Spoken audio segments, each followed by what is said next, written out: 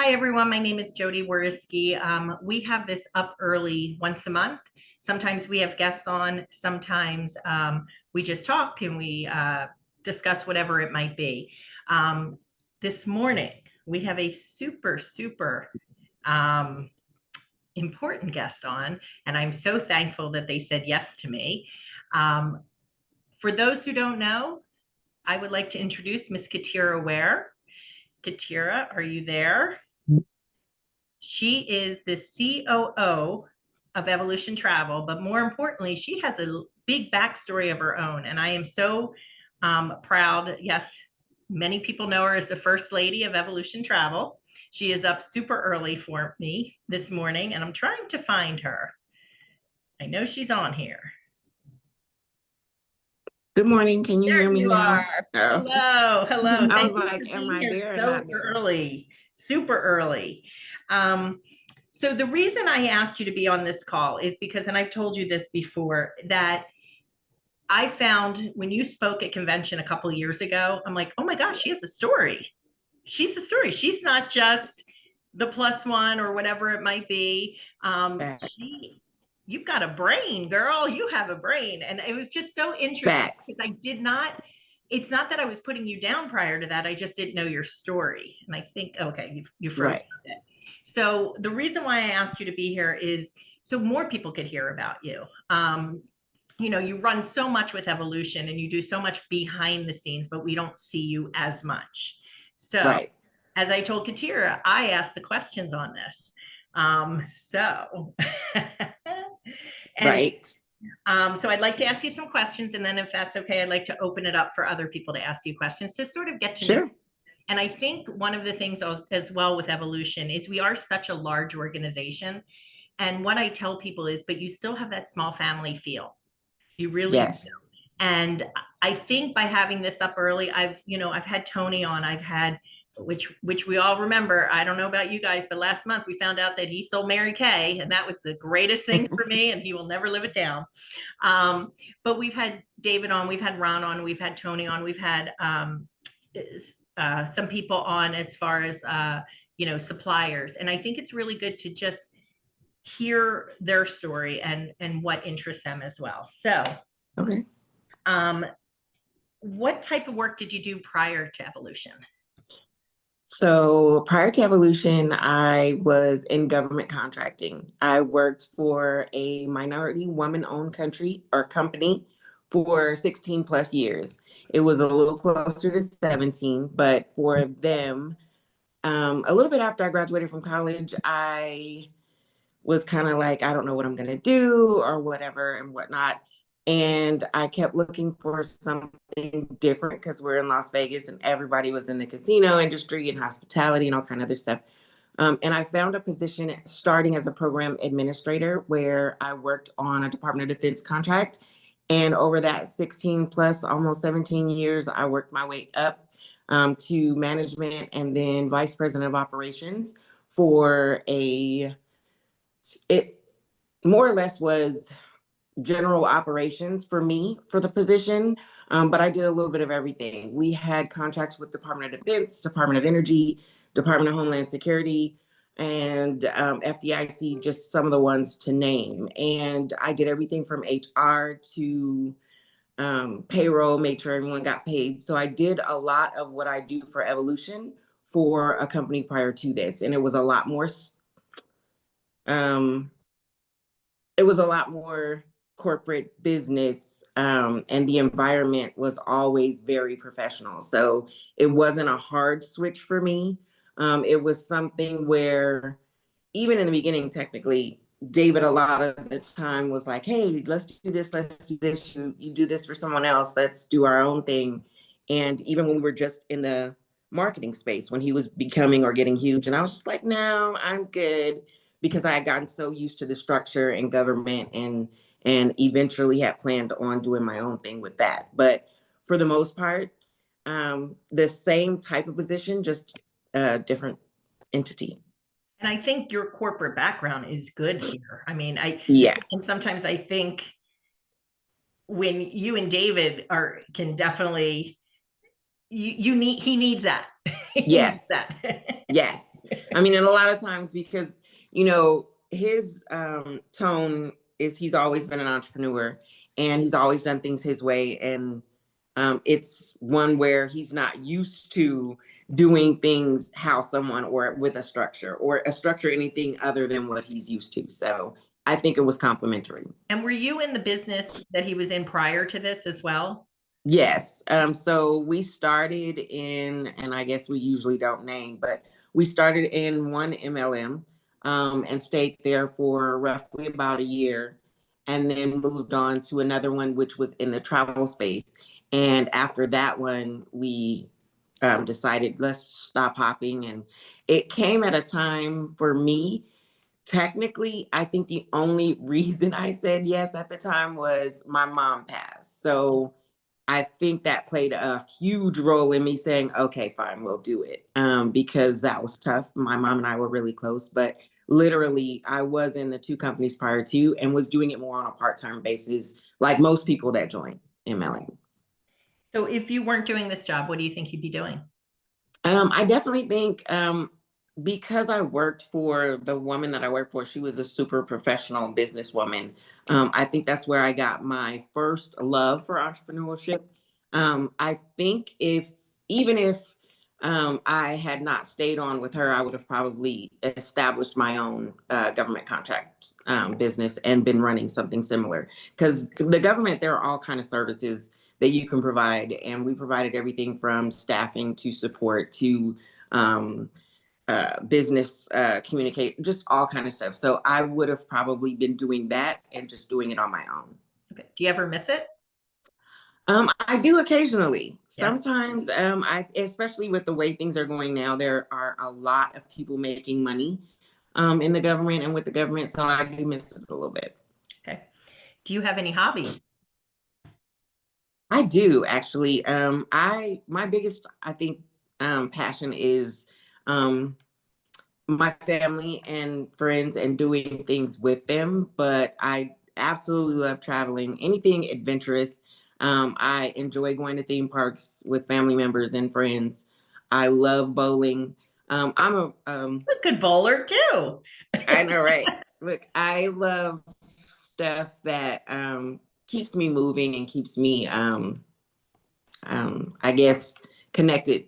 All of the things that I do love are not solo type things. So. Okay.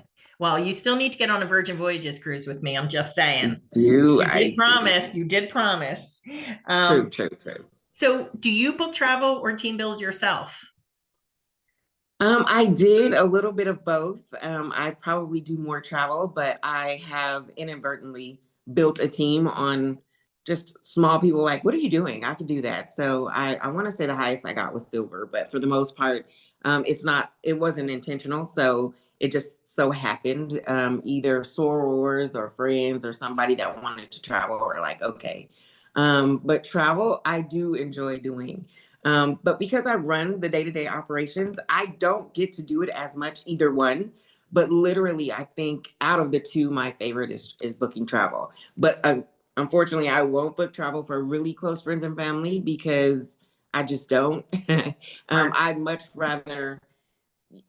I want to say it's like they explain in MLM.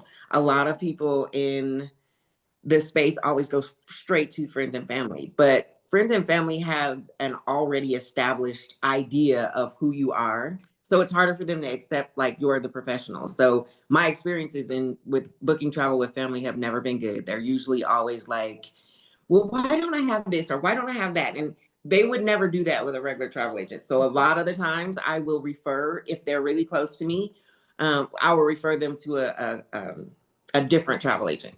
Okay, perfect. I know you said you were a silver. You're always a silver if you're a silver. What advice would you give a new team builder? New team builders and anyone, because I do this part of the business, is I tell them because we get them later down the line. My advice would be please, please, please, if you're interested in deciding to team build, go in that back office and make sure you read all the policies and procedures. Because a lot of times platinums and or FC or whomever will tell them certain things and they'll just adopt what was told to them instead of reading in black and white what it says. you have to have, or you can't have so many accounts. It's odd that people have 4 accounts, but one of the things is, oh, I didn't know I couldn't have more than that, or I didn't know they didn't weren't direct to me and things like that. So my advice to anyone that wants to build the business, make sure you know the rules and regulations. And if you have any questions, always reach out to corporate. Even if, oh, but they told me, that doesn't really fly. And that is the most disheartening thing for us as corporate when we find, okay, so you're now a platinum or you're now a gold, but your structure's all wrong or something like that. And we have to say, well, your husband can't be like over here, or you can't have a third or fourth account here, and we have to fix it. And then you're no longer that position. It hurts us just as much as it hurts you. So it's my thing is make sure you know what you're doing. And if you have questions, don't just take the advice of a team leader, because they started just like you did at the bottom to build their way up, and they may not know everything. And I have found that out through many phone calls with you. And Yes. yeah. Yes. So how about advice would you give to a new travel booker? A new travel booker. We get that a lot sometimes as, and I remember the days when I was everything. So I was the customer service and did every single call. One of the things I think most people get discouraged is because travel bookers, they run out and they tell everybody, oh, I'm a travel agent. And they're like, they get burnt out because they will look up Tahiti trips, Bora Bora, Jamaica, and everywhere, and just spend a lot of time on that one trip and then end up not getting the sale. And when they don't, if they do that like 10 times and don't get a booking, it gets really, really frustrating. And they put hours and hours and hours in, and they, by the time they get ready to cancel, they'll reach out and say, yeah, I'm canceling because this is not easy. It isn't. It's a lot of information. And they're like, I'm ready to quit. And I just hang in there if you're a travel booker, and look for things that are easier for you. Like, for example, if I'm going to book travel and I know it's so many destinations, I'm going to learn maybe a top 3, at most top 4 or 5. And I'm going to know everything about those locations where I can do a medium, a low budget, and a higher end. And get familiar with those locations and just sell that for a minute. Don't pitch like anything, so that you're doing 2 weeks on China, 2 weeks on Africa, and all these different places, and you burn yourself out. Focus on your niche, or find something that you can sell that you know all about, and just push those. And that makes it easier, so you don't get burned out. And or just focus on something, a group. Like, if I'm not going to just do this location that I learned all about, that way everybody that comes to you say, oh yeah, I specialize in Hawaii, I specialize in Jamaica. That way you get used to it, and then you're not spinning your wheels. And then when you finally get a sale and want to move on to another location. But I think that was the biggest thing with most people with travel booking, is they got burnt out and they quit before they actually got the sale. Just hang in there. And I agree so much with that. Especially like if, I've had people in the beginning, I want to go to Bora Bora, qualify that client, get on the phone with that client. Don't just get a text Yes. and work on something or an email, because you want to qualify. And the first thing you're going to say with Bora Bora, are you okay with this many hours of a flight? Oh, no. Yes. Okay. You don't Yeah. want Bora Bora. That part. Yeah, exactly. So you definitely need, as a new, not even a new travel booker, any travel booker, get them on the phone, qualify them. When I first started, I actually looked at where from Philadelphia I could fly nonstop. And I Yes. found that it was like Mexico, Punta Cana, Jamaica, and Aruba. So what I did is I marketed myself on my Facebook business page for those areas, not That's for a perfect. Bora Bora or somewhere else. And Yes. so if you market yourself for the areas you want to book, and you also want to look at return on investment. For me, I don't like doing the US. I don't find the return on investment is that great, but I love doing all inclusives, cruises, and Europe. So Yes. I mean, and that's huge. And you think and I would think anyone would come up with that, but especially after you get burnt out on a few lost sales, where it's like, I spent literally 2 weeks or a week and a half, like getting everything together, and then they didn't book or something. if you would have just narrowed it down, like you said, to like 3 good places that you really, or destinations that are easy, so you're comfortable. It just makes it so much easier. And I had so many people come back and say that really worked for me. It helps you hang in there. Yep, perfect. What traits do you find in agents that are successful in the company? I think that's the same with everyone, is determination. If you're determined to do it, you're gonna find a way. Most people that are at the top, they don't complain about little things. And you can almost tell who's gonna go the distance. If they're always like, well, why this, or complaining, it's gonna take a little bit. Leaders don't necessarily complain, they figure it out. They are going to find a way. And I think that's the biggest trait that you see in the people that are really successful. They don't have time to complain about what's not working. They figure out how to make what they want work. And that's what I tell my new agents. I go over my like backstory. I tell them why people are successful and why people aren't successful. And one example I use is when I first started and quit my full-time job, that was the week COVID shut the world down. But I never said I Yes, couldn't do this. I said, what do I need to do to make this work? Because I always say, know your why. My why is never working for a boss again. So that part. with my mindset, it wasn't, I can't do this. And we lost a lot of agents. I'm not talking about just evolution, Right. any travel agent. A lot of them quit with COVID, but I knew I needed to make this work. So if I didn't let the world shutting down stop me, nothing should stop anybody. No, and it's just that easy. I mean, if you want it, people that want to do it find a way, people that don't find excuses. And at the end of the day, that's all it is. And we're not a perfect company. Nowhere you go is going to be perfect. The grass is never greener on the other side. You just have to stick your heels in and figure it out and make it work for yourself. So that can do, I will do attitude is what makes the person successful.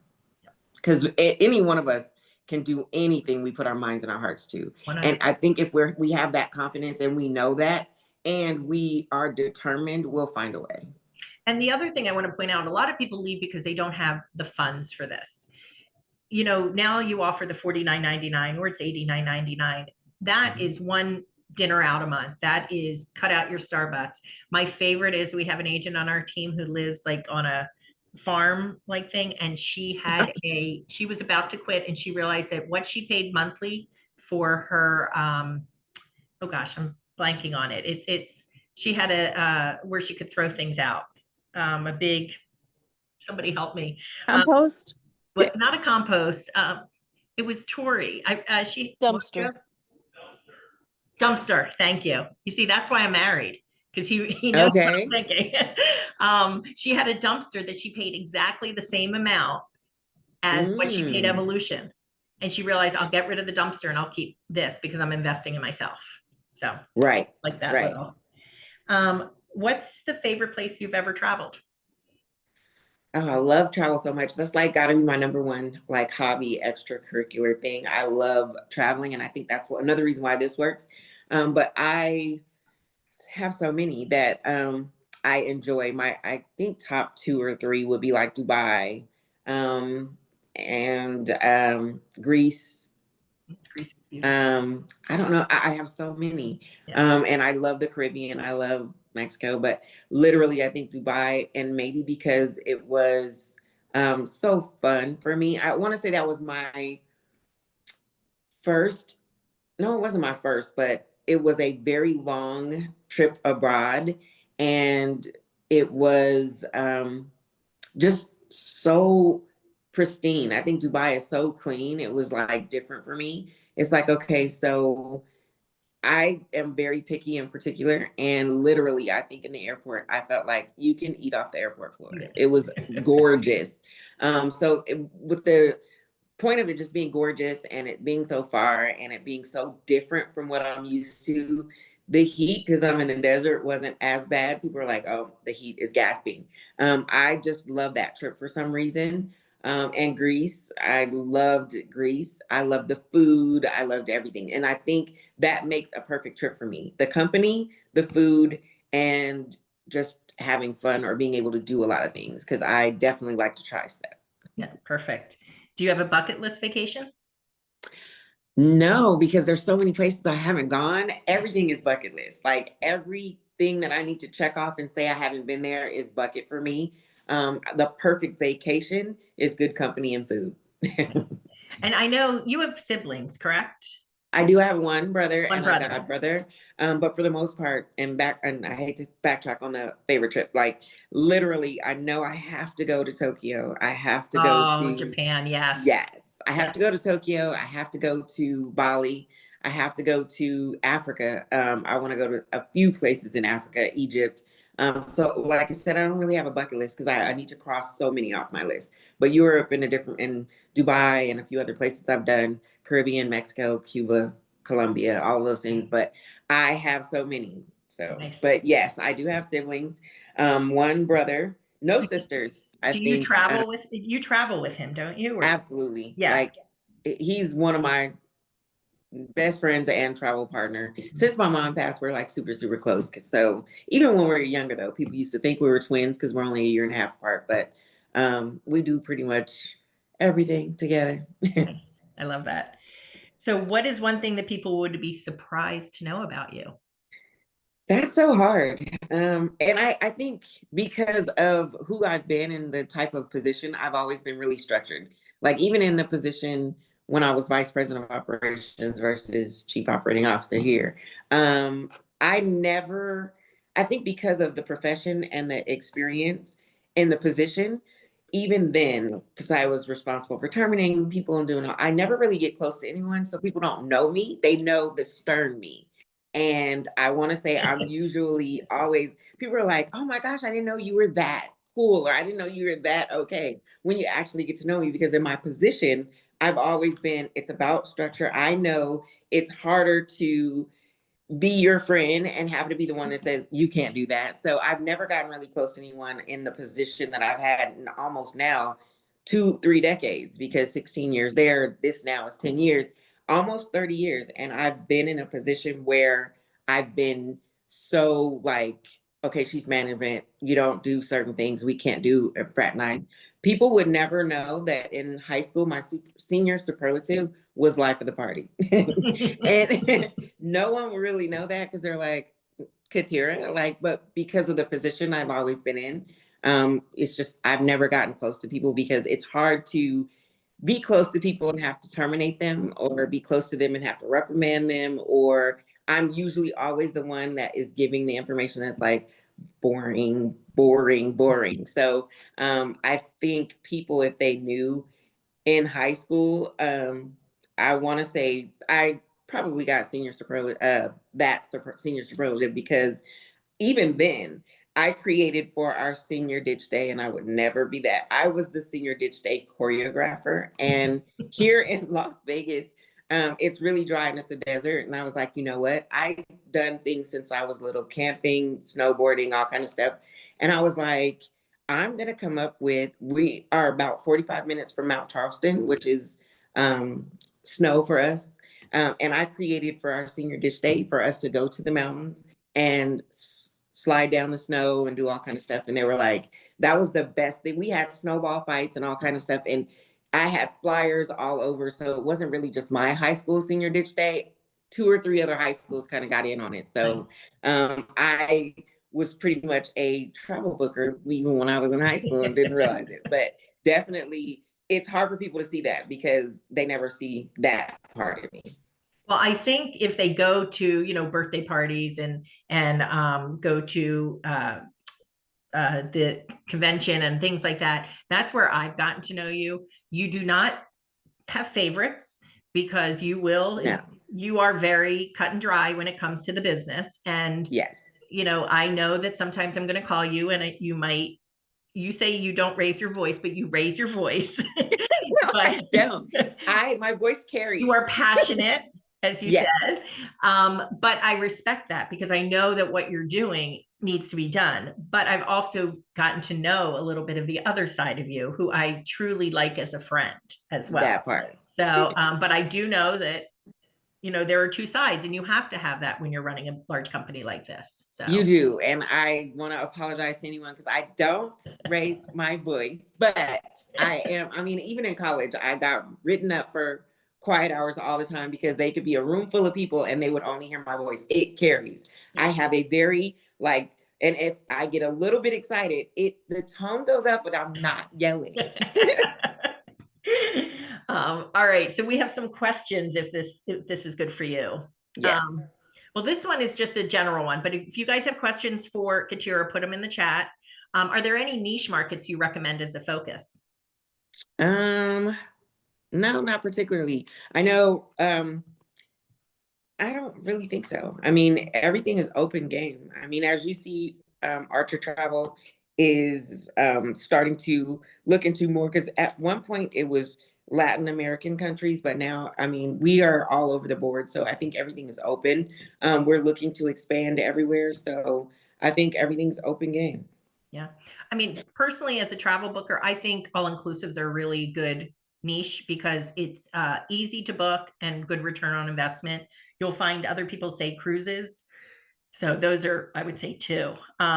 Somebody just Yeah. asked, I'm just going to answer this. Their month in and her first quote request is Disney World.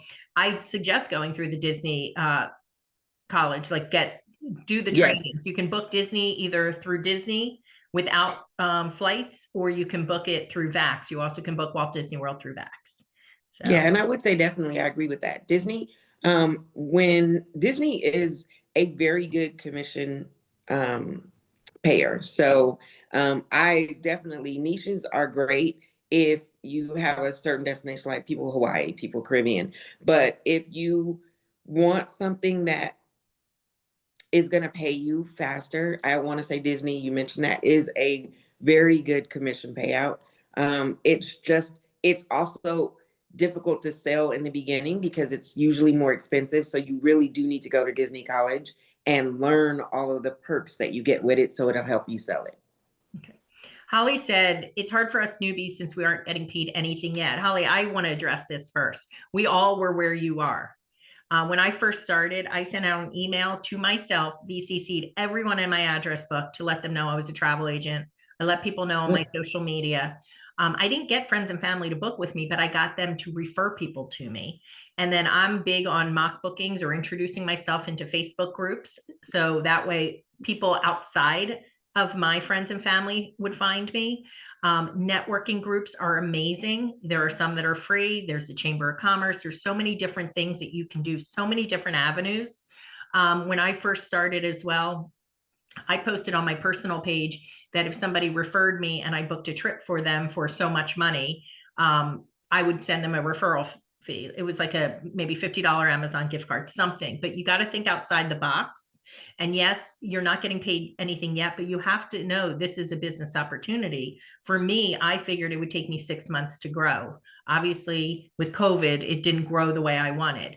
But if you want to talk about that, saying it's hard for the newbies since they're not getting paid yet, any words of wisdom, Katira? That's actually the same, I would say.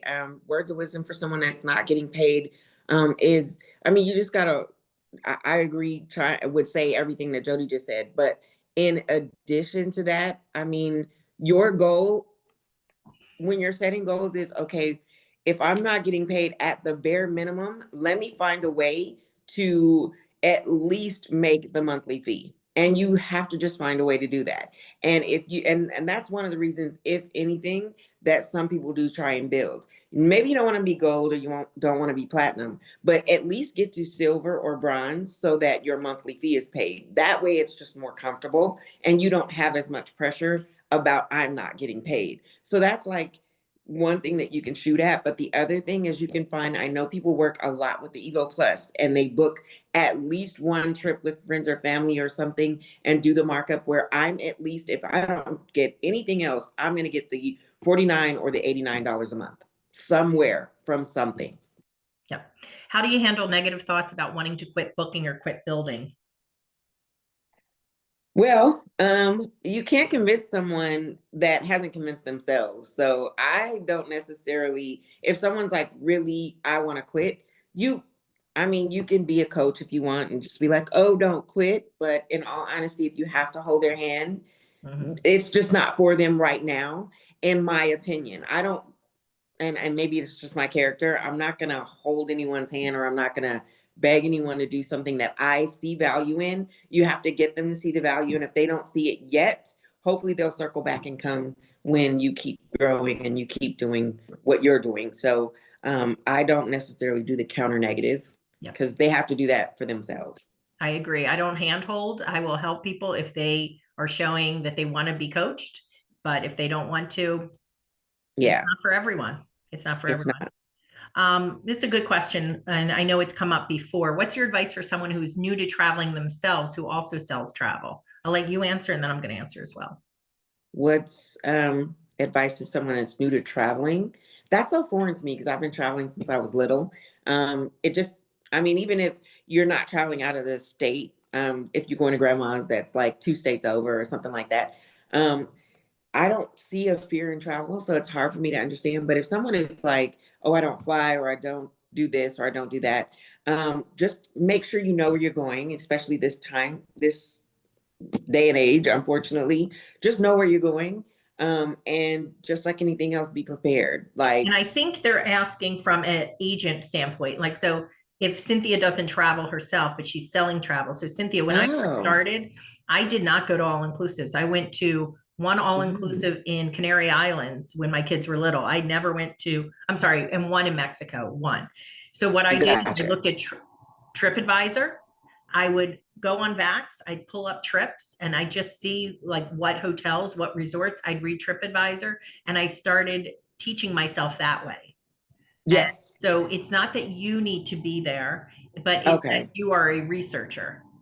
Okay, I'm sorry, I didn't understand the Yeah, question. yeah, that's okay. Okay, so technically, that's okay. Okay, so that part I do get. Okay, so there are a lot of people that don't necessarily travel but like to sell travel, which is weird, but it's okay.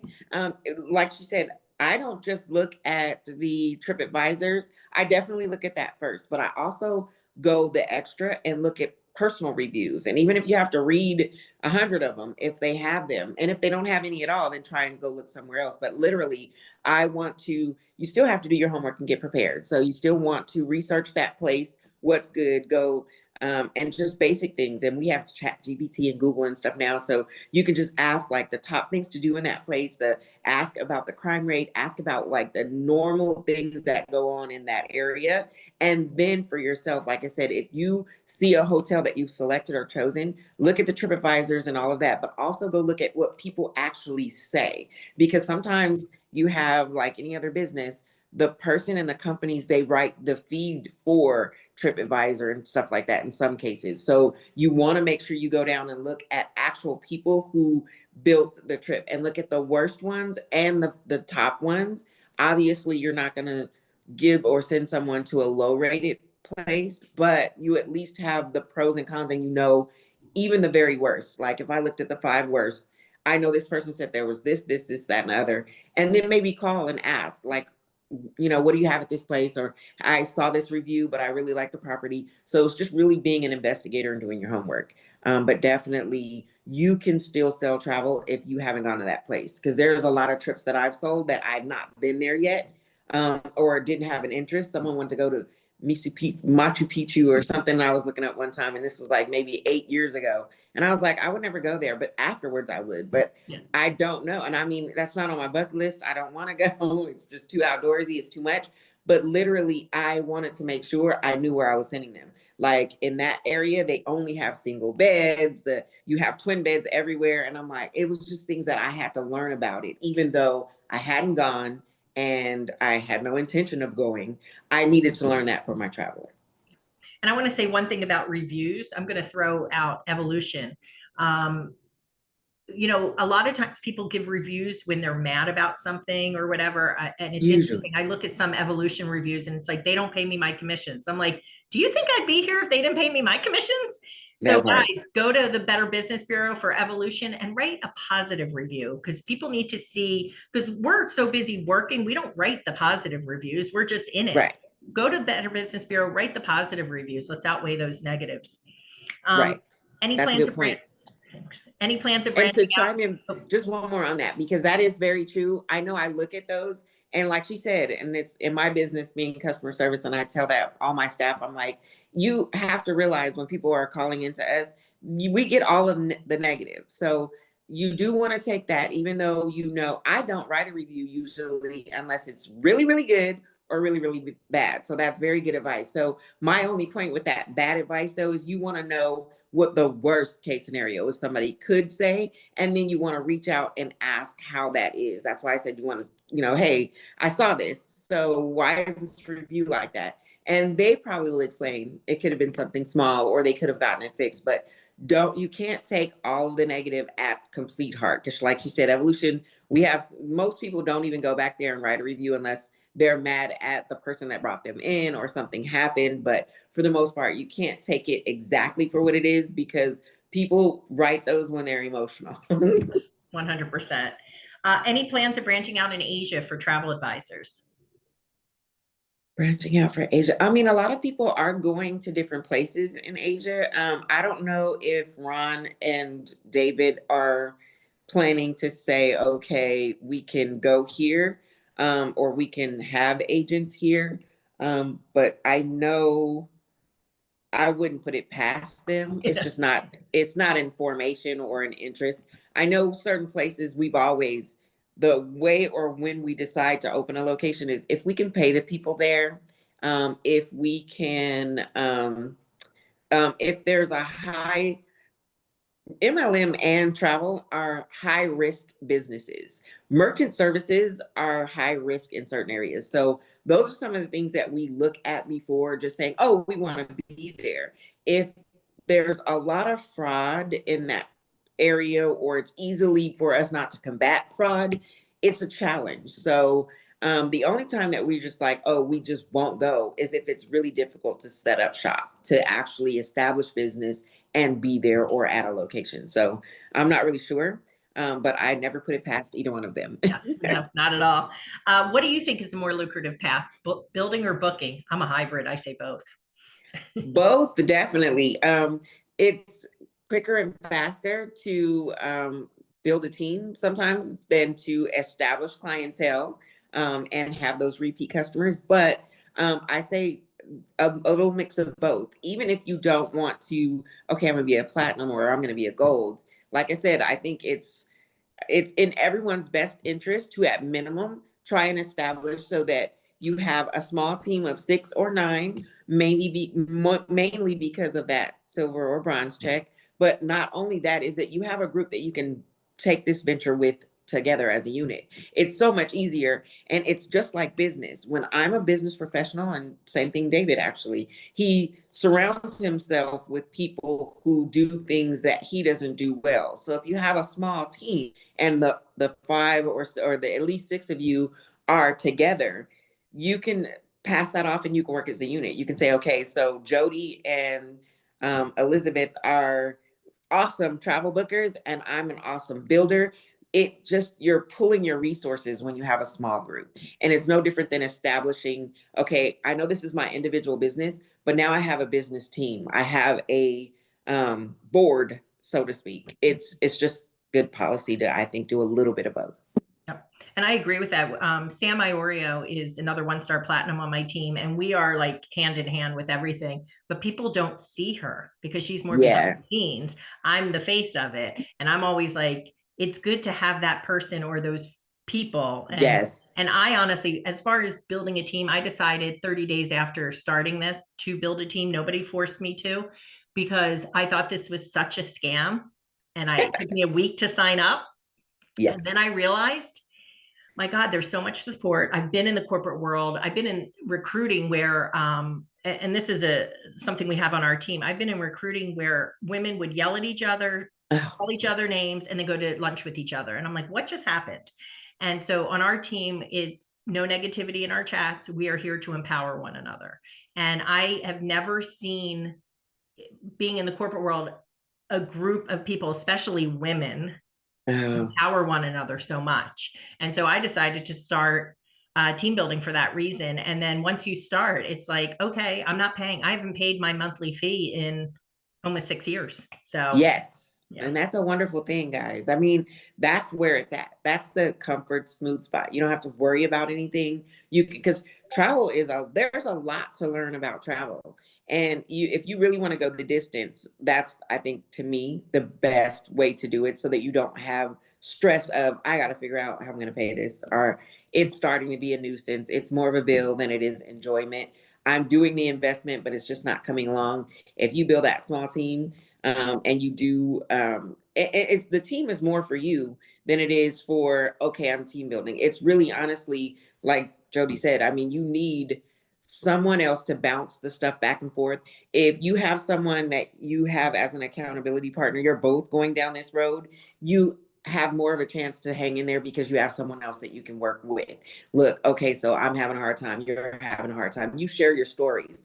Mhm. It's a sisterhood or But don't have brotherhood, somebody who or brings you when you make a down family. without bringing you up. Yes, you That's have to have someone that is not all. And I had to tell a couple people this too, because literally you can have someone where they're trying to do it together, but one person's got all the complaints. They're both working and stuff. It's like you have to let that negativity go.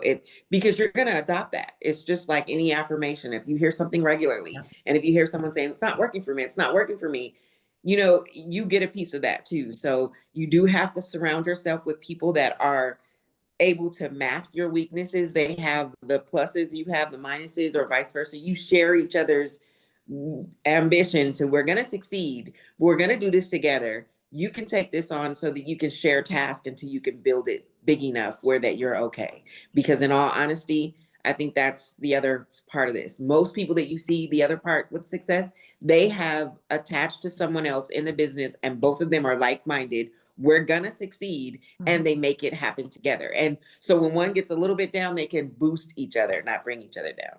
And speaking of that I have a question from my one person, Sophia Melton. She is not on my team. She has become one of my closest friends, and we have a very strong work ethic, the same, and we will talk most days. And Yes. you will hear her name probably in the next 2 months as being our next platinum. I'm just saying it. I'm Okay. throwing it out there. Okay. So she asked, do you have any idea how many new countries we might open next for agents, or which ones you think could be added? Um, they always look at different ones. So sometimes I'll get where it's like, hey, open these 3, open these 4. I don't know who's next, but when they give me the list, we just open them up. So it could be anywhere. I know we were looking at some more countries in Europe, I think, but in all honesty, I, you know, it's difficult. You have to make sure when you commit to doing any new country, you have to make sure that we don't have the same things for them sometimes. So in when we open a new country, they always end up soon after, well, we don't have this and we don't have that. Make it a country or somewhere where it's fair to them, and or at least let them know when you're bringing them on, you're pioneering, your country's kind of pioneering right now, so you're not going to have everything that we have, but mentally be fair. And that's something Jodi Hinton mentioned about me. I'm super, super fair. I don't think it's fair to ask someone to join for 89 or 49 and I have all these things and they have like 2 things that they can work on. I just don't think that's fair. But if the person, at the end of the day, there's a will, there's a way. If they want this business, they can hang in there. But just make sure that they know. So I don't know what the next new countries are, but if you are that person that really wants new countries, please make sure when you're bringing them on, be as vocal and communicate as much as possible. Make sure that they know it's a beginning stage and it helps us help them.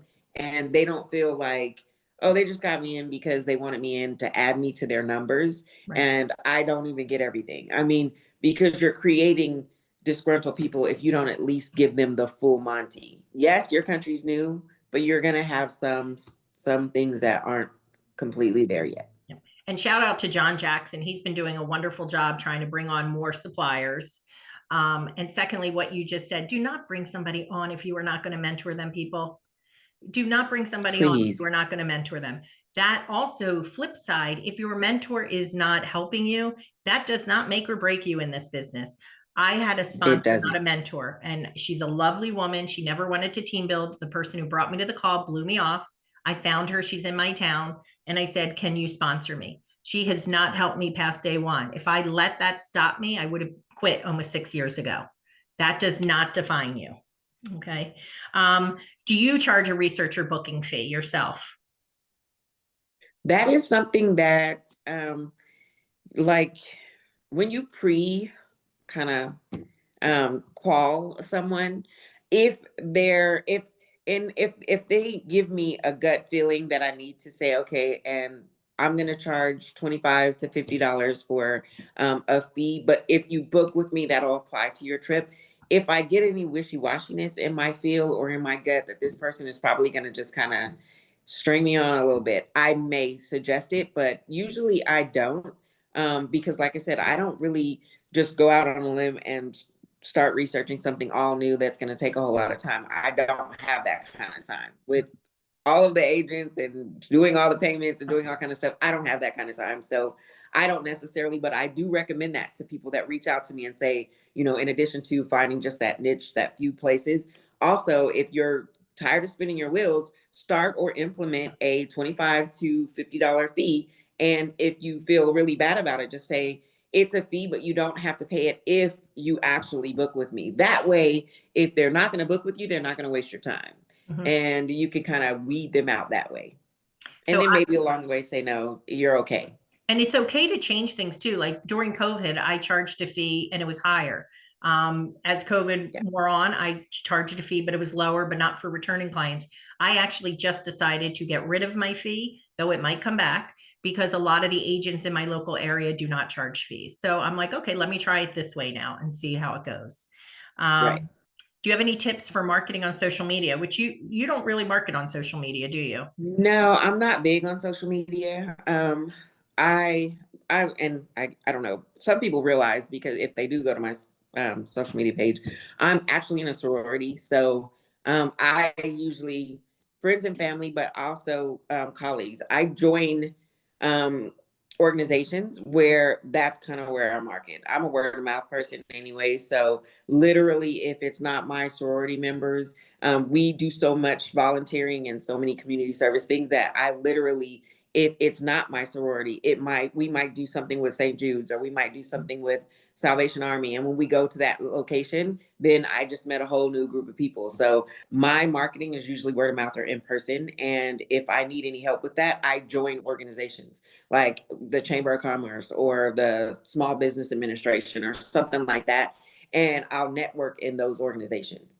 So. And I have one tip: consistency. Whatever you choose, be Yeah. consistent. Don't market yourself and 3 weeks later market yourself again and say nobody found me. Every Right. single day, I will go on Facebook every single day, even if I'm not working, and I will post into 5 groups for travel. I will either introduce myself or share a mock booking. Some people do TikTok. Some people, I mean, I do Instagram as well sometimes. So whatever you choose, you have to be consistent. Right. And social media is a plus, and AI is amazing now. So I think things move faster that way. I don't put it down. It's just not something that I do, but definitely those are ways that definitely help you move a little bit faster. You get more eyes on you, but you have to learn about that craft. Self-development is everything. So I mean, I know we usually always at our conventions have someone teaching about social media, but you can find little nicks anywhere. You can get those nuggets yourself. You don't necessarily have to hear from somebody in the business. You can join or go to somewhere where they're teaching about how to do that and just pick up those nuggets and use them yourself. But it is a good tool. I just don't know. And I went to Will Boyington's class. He's a photographer. He had it at Ascend. And what he said is so true. Don't make it perfect, just post it. You don't have to Yeah. make it perfect. Um, I'll answer Tony Ann's. I don't know if you want to as well. So, what advice would you give someone who works full time but eventually wants to quit and do travel business full time? Don't do what I did. 6 weeks into this, I just quit my full time job. I just did it. But which daily habit did you implant in routine when you started out? So, I was working full time. And first of all, I will never end my day without writing a list for the next day. When I was working full time, I'd get up in the morning, I'd post into groups in the morning. When I got home from work, I do the same. And at night, I also didn't matter if I was driving or cooking or whatever I was doing, I was always on a training. If there was a training, I was on it. And I'm still on it, guys. don't stop training after a year or 2 years. You should keep doing it. Um, Yes.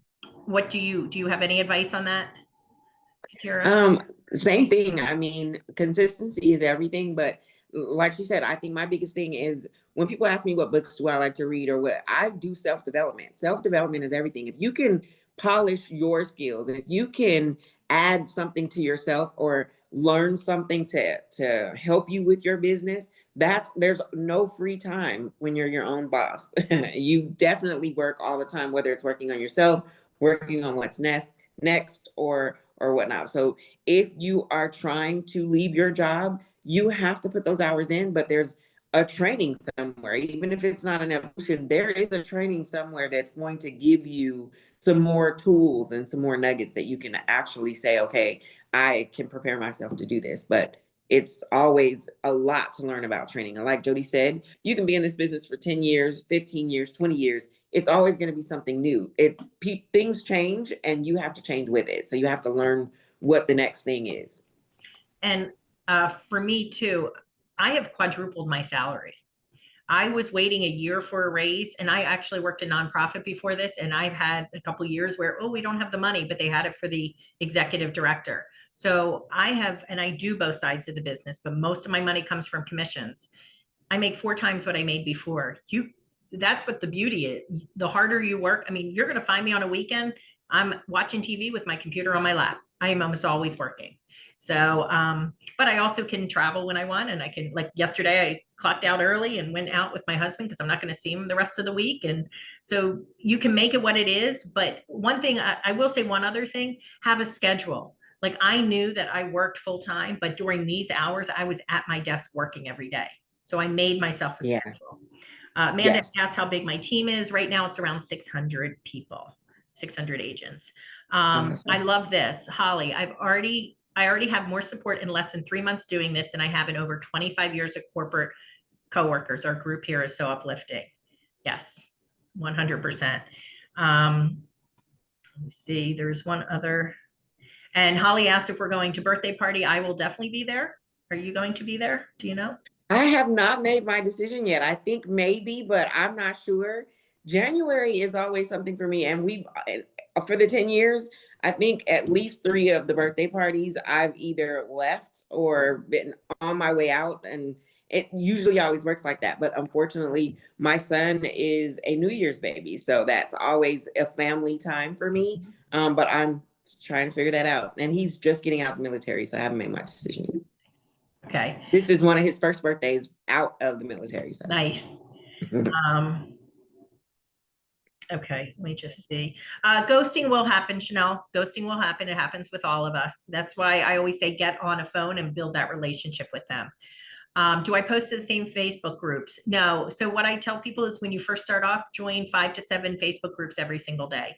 Keep a spreadsheet of it and any rules. So on my calendar, there's some that you can post on the first of the month. It's on my calendar as well that I can post those and too. Oh, Sandra quit too. Nice. Okay.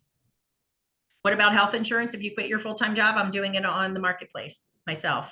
But also ASTA. ASTA would not, you can join ASTA, and I am a member of ASTA, but unfortunately I could not get health insurance with them because of my breast cancer that I had.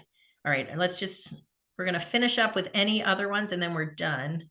Oh, how do I manage and support 600 agents? Not all 600 are very active, unfortunately. And what I do is I have monthly team meetings. Every single Wednesday, we have Wind Down Wednesday for anyone to jump on. It's from like 3 p.m. Pacific time to like 9 p.m. Pacific time, because we want people to get to know each other as friends and people as well. And then we also have the chat. But I do every single morning, what I do is I check anybody who canceled, reach out to them. Anybody who's inactive, reach out to them. So I do a bunch of different things. Somebody asked about my LinkedIn training. It is under, it's in Rising Tides, I think, chat. It's also on my YouTube channel. I can't get my YouTube channel now, but if you look at Jodi Ware Travel Agent, that's my YouTube channel. Oh, very nice, Jen. Just completed a year of breast cancer. Who's your favorite vendor to book, or do you prefer direct? I personally don't book direct. I book most of my stuff with FunJet. What about you, Katira? Actually, most of my stuff is FunJet. I don't know why I love FunJet, but when I go on backs, I check all of them, but I end up going with FunJet. That's probably my favorite. My second go-to after FunJet is usually, I mean, I book cruises a lot too. So I love Right, and that's cruises. direct. I love all inclusives. FunJet is my favorite. And I want to say I've used Delta Vacations. They're not bad. But I want to say if I didn't do FunJet, um, I've done Apple a couple of times, but FunJet's my go-to.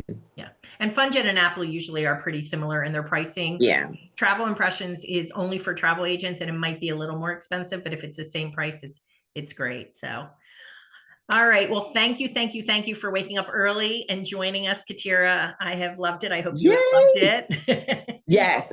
And I just want to say to everyone that chimed in, I mean, nobody said we are friends because we are. She's one of my um like in back in the day it was Tony Ward would always be like, hey Katira, hey Katira. Jodi is similar in my opinion because not a lot of people take the time to be like, hey Katira. It's usually founder or Tony or someone that's more active. So I do absolutely love her, but really honestly, even if I didn't know her, didn't love her, she is one of the most, I would say, skilled at both travel booking and, like she said, she's a hybrid. She has done both and she has a wealth of knowledge. And I think this business, and sometimes I say it and they say from jail or Yale, you can do this business. You can, and we can solicit this business to everyone. But the people who have a business background do so much better. And it's not because that they're better people, it's just because of the tools. So Jodi is someone that I would without a doubt recommend. Ask for her advice if you need advice on either side, building or booking travel. But also, she's a perfect type of person where I just I can't give her enough accolades because she's amazing. You see all her awards behind there and behind her. She's earned every bit of them. And I look forward to seeing her name on the High Travel Booker. And actually, she gets paid residual commissions every month too. But definitely, I don't tell people to ask certain people for advice. She's one that I would always recommend. So you cannot go wrong. She's going to help you if you ask. And I just appreciate being on the call and I appreciate being asked. But Jodi, you rock and you need to know that. Well, thank you, Katira. You rock too. So, thank you. Thank you so much, guys. And for those people who are new, keep at it. Be consistent. Don't get in your mind you can't do this or you're not going to be able to do it. End of story. That's it. Yes. So, yes. All right, guys. Everyone have a great All right. day. Bye. Have a great day. Bye.